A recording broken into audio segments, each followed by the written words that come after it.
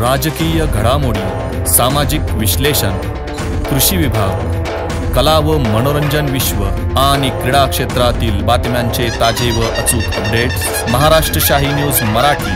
बातमी मागची बातमी, शोध सत्याचा। माझ्या संगमनेर मतदारसंघातील नाशिक पुणे महामार्गावर चन्नापुरी घाटात 4 जुलै रोजी भरधाव ट्रक येत असताना समोरासमोर धडक होऊ नये म्हणून स्कूल बस चालकाने प्रसंग अवधान राखून बस साईडला घेतली होती। त्यामुळे त्याच्यात 16 विद्यार्थी त्या स्कूल बसमध्ये होते, ते जखमी झाले होते। नाशिक पुणे महामार्गाचं सिमेंट कॉन्क्रीटचं काम सध्या सुरू असून तिथं एकेरी वाहतूक सुरू आहे। नाशिक पुणे महामार्गावरच्या 1 जानेवारी 25 ते 31 मे 2025 या 5 महिन्याच्या कालावधीमध्ये 48 अपघात होऊन त्यामध्ये 15 जणांचा दुर्दैवी मृत्यू झाला आहे।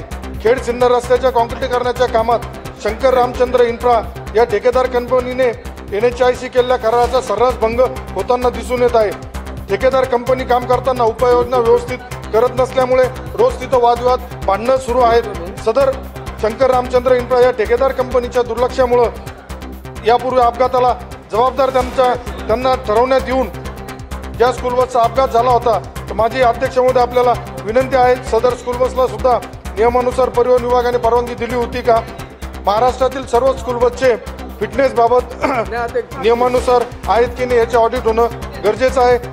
अध्यक्ष महोदय, माझी विनंती राहील, सदरची कंपनी कुठली उपाययोजना काम चालू असताना करत नाही त्या कंपनीवरती कारवाई करावी। महाराष्ट्र शाही न्यूज मराठी, बातमी मागची बातमी, शोध सत्याचा।